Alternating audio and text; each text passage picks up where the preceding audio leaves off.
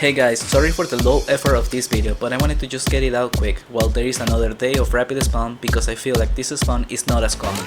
The Kilmaresh Catacombs. This is only viable during a rapid spawn, just so you know.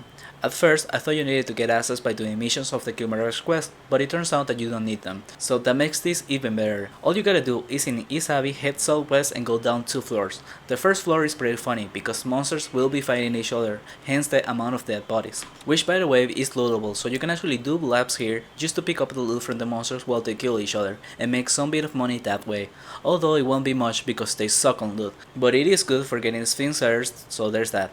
The second floor is where you want to stay, and it will only have the monsters of the sewers. Getting in will be hard, and I suggest to have the EK cleared by stair hopping like I'm doing right now. After you kill a few, then everyone can go down. We tried a few different spots in the middle, but it wasn't as good, so ended up instead making just 2 killing spots on the far east and west of the cave. It made it a lot better to the point where we got up to 6kk experience an hour on 100% as a 3-man party. That's why this is so insane. It's close to the experience I could make on a library hunts with full teams, and I don't even feel like you need to be too high for this to work. The monsters do hit hard though, so I think my recommendation will be level 500 is higher to hunt as we were doing. But even lower levels can give it a shot by just making 2 spots in the middle by the walls and have the paladins lure from the sides.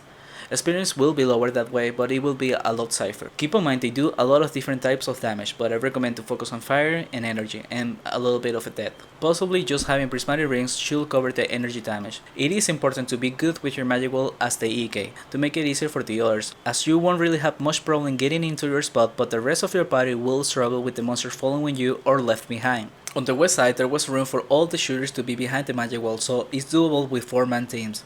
The east side will be a bit harder, but if you throw 2 magic walls / wild girls here, it should be fine.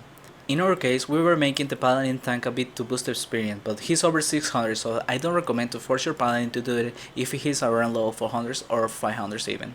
I don't think I'll be hitting the spawn with the full team, but if I do, I will update how much experience I made on the comments. That is all I got for this video.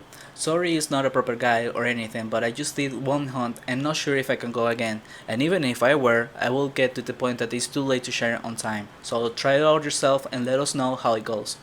Thank you for watching, see you next time.